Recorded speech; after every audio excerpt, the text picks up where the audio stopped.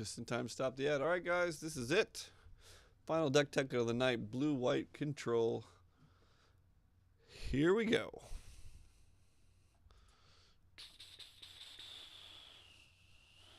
It's going to be a lot like Jeskai control, but without the lightning strikes, advances, and troves. So we start out with the reason we play white in control. And I think in this case, 4 is probably good. I don't run it with 4 because I don't own 4. But I think running with 4 is the right thing to do. It can totally flip a game on its head. Like once you're in control, it doesn't really matter how many lands they have. Because you're not playing things like Lookout's Dispersal. So you don't really care about them having enough mana to like stop a counter spell or something. It's just about killing their creatures and putting them in top deck mode. And they draw 1 card a turn and you're drawing 2 or 3 a turn or something. And speaking of drawing cards, let's do everybody's favorite.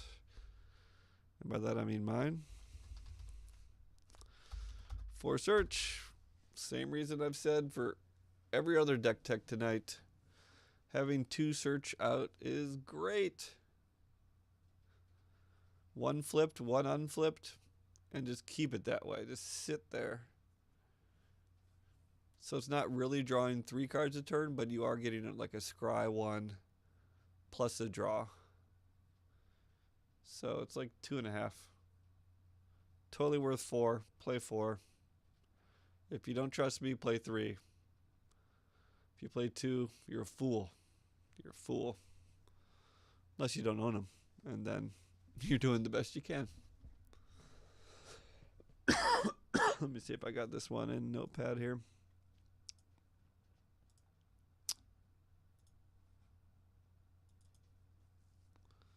All right.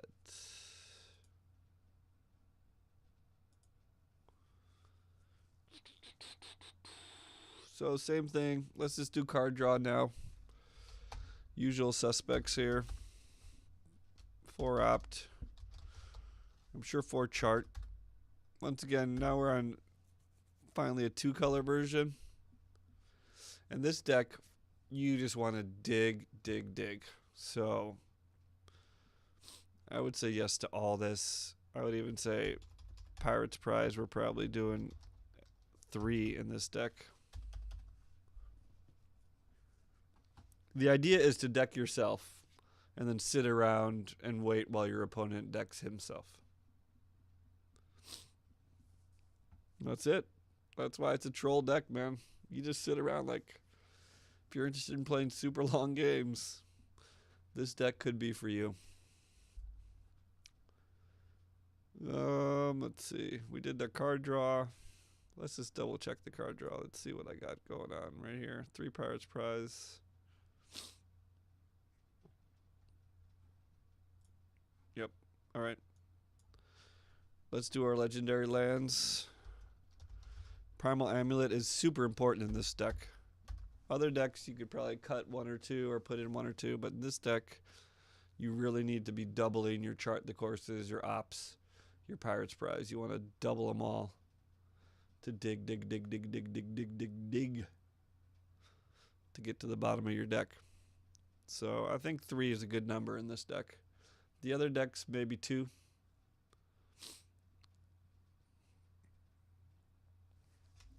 Thematic Compass, we might be able to go up to 2 here.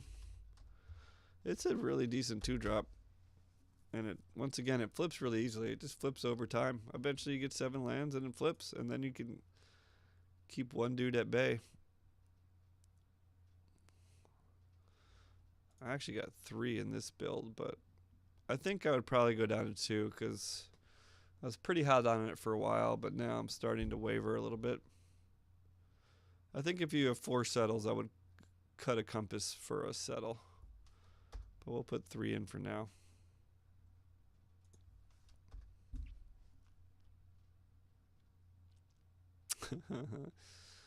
Oh boy.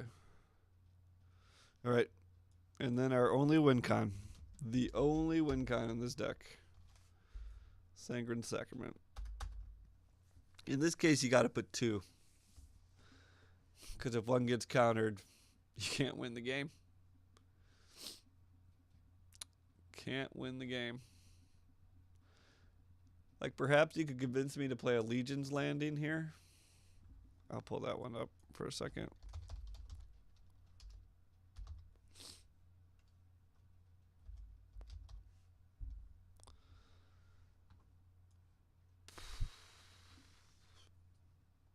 I guess if you like win cons, if you like winning games, then maybe you play a Legion's Landing.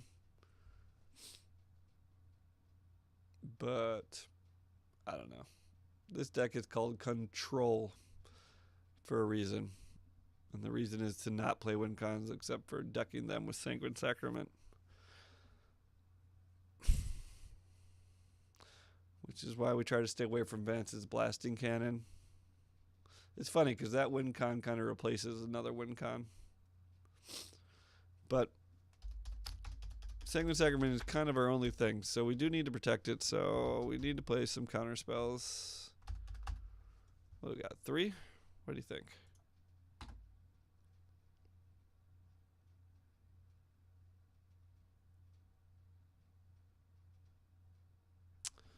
I don't see it at all. Am I really not playing any? Never mind. Do I really have none in this deck? Yeah, I guess this is the way I saw it. This is the deck I encountered against DNP on. And I think he was running it with no counter spells. I'd probably want to run at least one, now that I think about it, because I don't know, it's tough. It's tough. Like, you could just say, I hope they don't have counter spells. Like, I don't really know how you beat a control mirror here. I don't think you do. You basically don't. But since I don't have it in my main deck, we'll say, let's put it in the sideboard. Control matchups.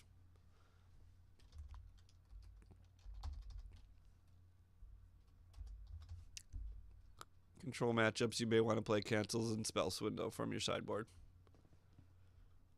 And maybe another win con, though I don't know what it would be. I mean, that's the real problem. Well, I do know what it would be. And I'm probably playing it in my deck, but I'm going to put it in the sideboard for you guys. Is the Revel and Riches and Trove.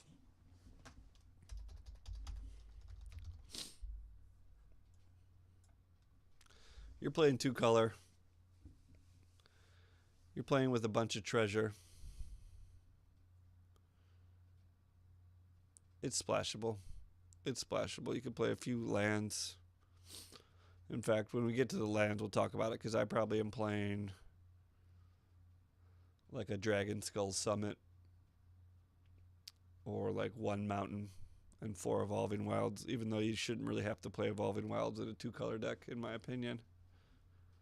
Though, Evolving Wilds is good for search, for flipping search, so might be worth it anyway to play Evolving Wilds anytime you're playing search.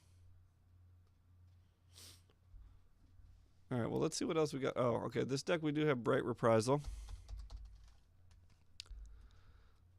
And this card can get you into trouble, folks. I have decked myself with Bright Reprisal. So the problem with Bright Reprisal is, if you do get down to your 2 Sanguine Sacraments in your deck, or maybe 1, and you need to cast it, or you need to cast Bright Reprisal to stay from dying, and you draw that card, then when you get to your turn to draw a card, you're decked. So it's a super scary proposition. And I think generally I just prefer Ixalan's Binding. Maybe 1 or 2. Like, eventually you could just have enough cards in your hand where it doesn't matter, and you can just discard it or not play it. The other major threat to this deck is Rampaging Ferocitodon. If you can't gain life, you're not going to win with this deck. So you have to kill that guy. You have to stop that guy. And that's why I kind of favor playing Cancel now when I didn't before. Settle the Wreckage can't get him if he doesn't attack. Like, if he figures out what your end game is and that Rampaging Ferocitodon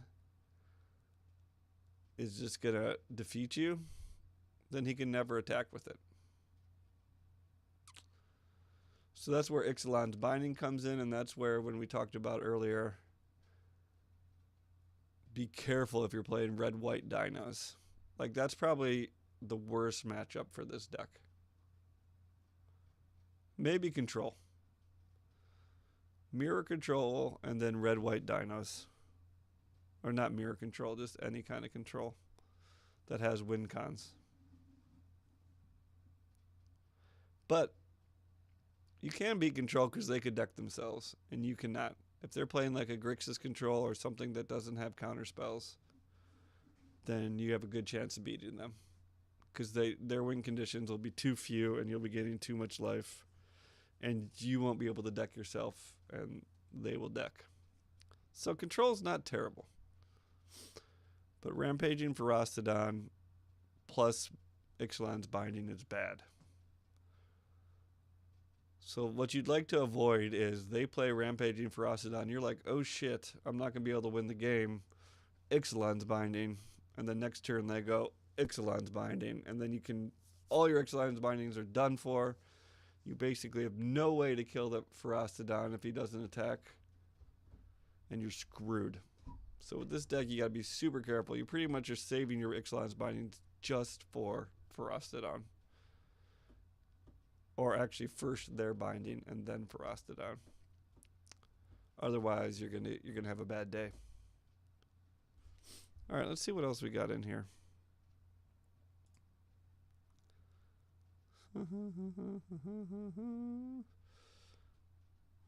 River's Rebuke. The only reason I'm running this is because I don't have enough Settle, but it does a few things Settle doesn't. And you're playing 2 color. Like, if you make that mistake with the Ixalan's Binding, you can get them to pick up their Binding. But your Binding doesn't go away, so they can still just bind you next turn. Another reason to have a counterspell in this deck. But that's if you actually want to win. Once again, this deck's job is to kind of troll. I don't know. You guys could think about River's Rebuke. You guys tell me, like, what have your experiences been with River's Rebuke? Mine are just so-so. I've won a game or two with it, but I've had definitely more games where it's just like it buys me a turn that's not enough. Or, like, it doesn't, like, what if someone plays Regisaur Alpha? River's Rebuke is just like, I'm still taking 3. Charging Monster Sword, still take 5 next turn. The Ixalan's Binding, my Ixalan Binding, I put their back in their hand for a turn. Then what? It's a mess. River's Rebuke is just, it's been a disappointment so far. How are we doing on cards here? 35, we're just 1 short. Oh, let's give a shout out to this card. Shoot, what's the name of the white card where you draw a card and gain 4 life?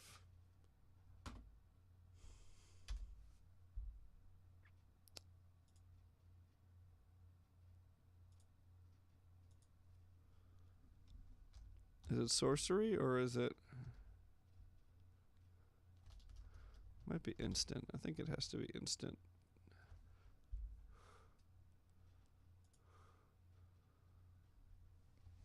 This was in Dion Peon's deck. Maybe I shouldn't be shouting out his name, but it's too late. I think it's a good filler if you don't have some of these cards. And sometimes just that 4 life to buy you 1 more turn is enough. Super fun to play with Primal Amulet, though. I think that's where the payoff is for this card, is off a Primal Amulet.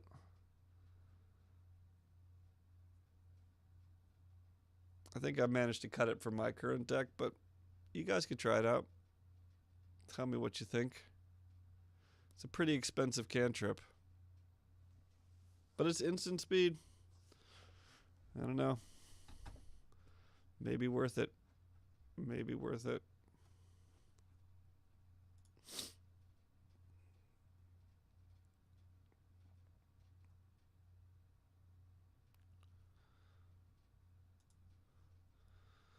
All right. And then we just got lands. Let's just throw this in. Let's say, I guess if I could put one more card in this deck, I would put cancel in retrospect. Maybe even two.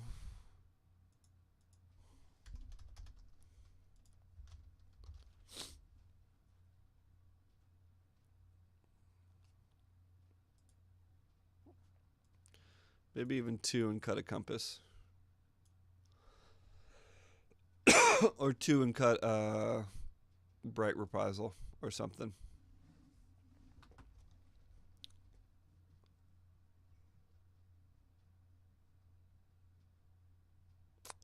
All right, let's do land and we'll be done. Field of Ruin. Once again, I'm playing one. Could probably go for two in this deck. It depends. If you're splashing for Trove and Revel, then I would not recommend going for two.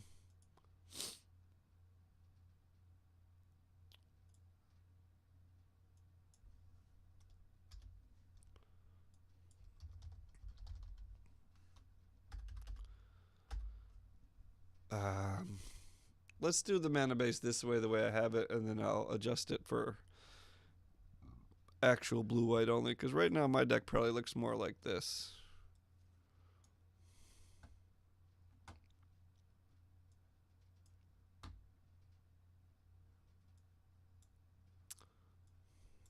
How many cards is that?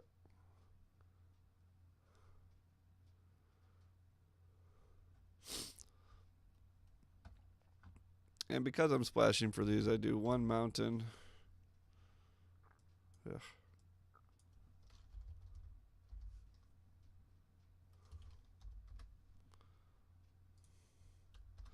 One swamp.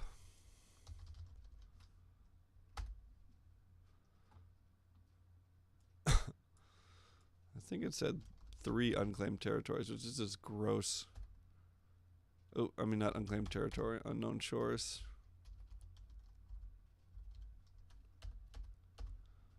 And that just feels terrible. To play 3 unknown shores. It's probably not worth it. I just tried to make the deck a little more robust, but I don't know. 4 plains, 4 islands, 4 glacial fortresses.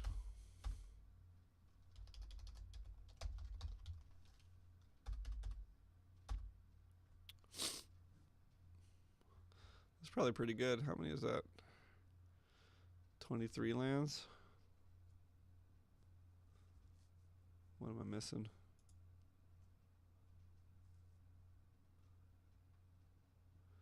Drowned Catacomb.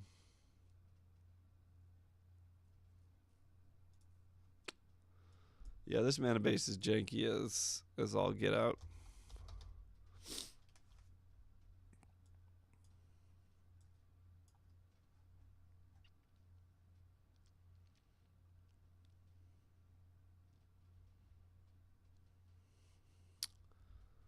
So I guess ideally my deck would look something like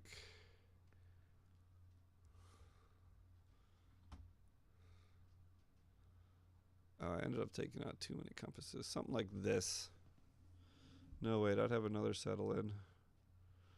Oh, wait, I lost another settle.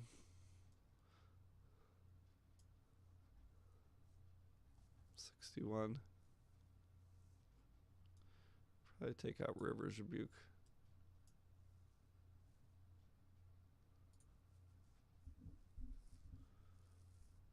Yo, Keyboard Warrior, what's up, man?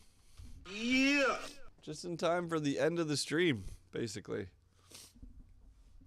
This is the last deck of 4. These are all going on YouTube, folks. They're going to be parsed up, so it won't be one long stream like tonight. I have the previous pirate deck text up there. My heart, my pride and joy. And, yeah.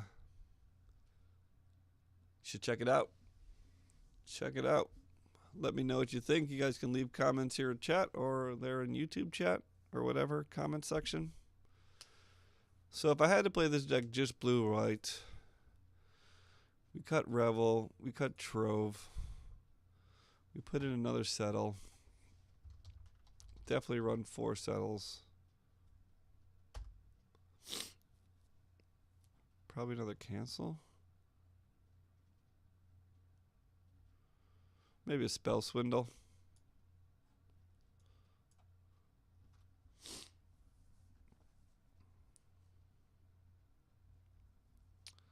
And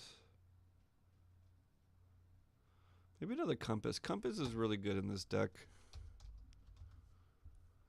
And once one compass procs, they all proc. You know, anytime you find another one, it just flips. So, and then you could cut the unknown shores, you could cut the swamp, you could cut the mountain, you can cut the Drownyard Catacombs. In fact, I'd probably play the blue-white tapped land.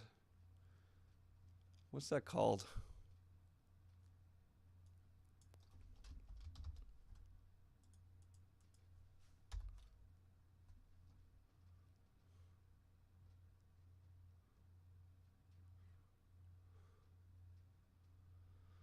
Ugh, it's not an Ixalan. What's it called?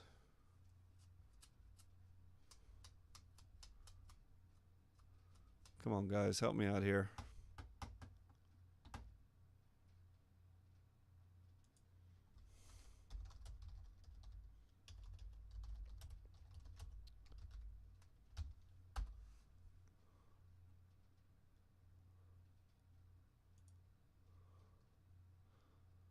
Non-hollowed fountain.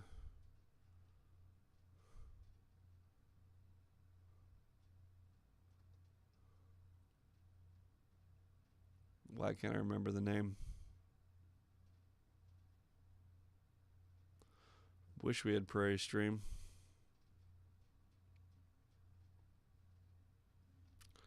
Well, you guys know what the heck it's called.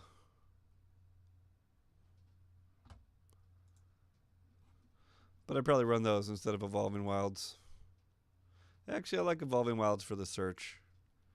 So maybe I wouldn't. Definitely run 2 Field of Ruins. And just fill this up. 6 more lands. What's our distribution? 18 to 12.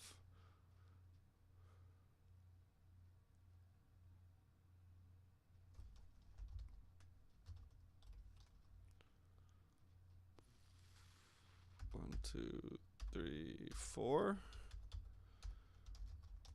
And 2 more planes.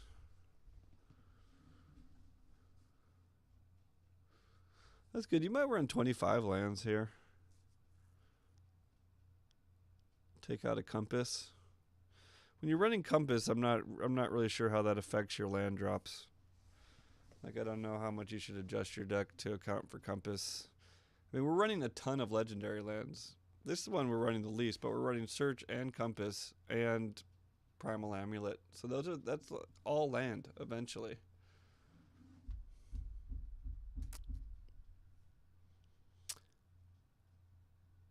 High. This deck costs $657. You must be high. Anyways, if you guys are a little bit bored with dinos, vamps, merfolk, and pirates, try some of these control decks out. You'll have a good time. I don't know what your win percentage will be. I'm not claiming they're tier 1. They're a jumping off point, as we say. That's going to be it, man.